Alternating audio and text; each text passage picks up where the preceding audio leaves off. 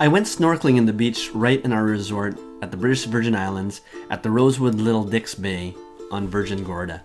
I found a nice little stingray swimming in the ocean, searching for food in the sand. I believe that the stingray was swimming around near the sand, trying to find prey to eat, and also agitating the sand so that it could lie flat on the seafloor to hide itself while it was hunting. There were one or two small fish that were following it around. This was awesome! Sometimes you don't even need to travel far from your hotel to find good snorkeling footage like this. I went onto Wikipedia to get some general trivia on stingrays.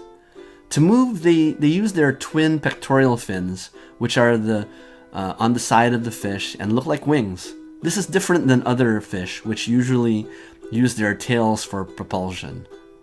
Stingrays are flat fish with their eyes on top of their bodies. This will allow them to swim around, agitate the sand, and then hide under the sand on the seafloor as the sand covers their body and their color provides some camouflage. And you'll see their two eyes sticking out of the sand as they wait for prey to eat. These eyes on top of their bodies allow them to, just sit there in the sand, and when prey comes by, they pounce on them. Since their mouths are below their bodies, they can't see their prey once their mouth is about to swallow them, so they've got to use smell and electroreceptors, kind of like sharks do, to find their prey once they swim over them. They breathe water through their mouths and through these openings behind their eyes called spiracles. I think that's how you pronounce it.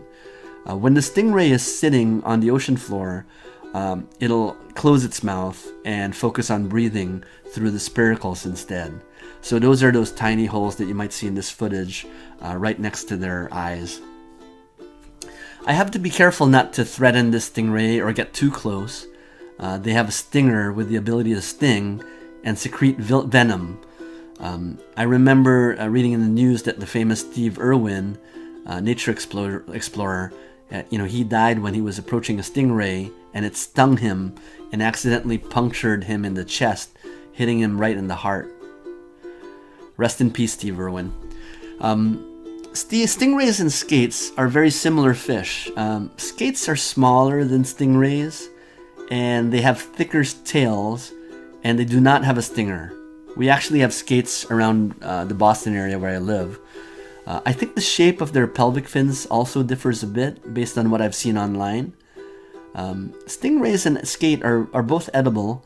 In Boston, we have a lot of skate, as I said, and I've seen them on the menu at a local restaurant in our town. Check your fishing regulations in your local town if you want to go after skate or stingrays. This video is part of my videos from our vacation in the British Virgin Islands. I hope you liked this video. If you did, please click like, comment, or subscribe. Have you seen stingrays before? Or do you know a lot about them? Or skates in general? Please share any friendly comments or thoughts in the comment section below. I would love to hear from you. Thanks for watching. Have a great day.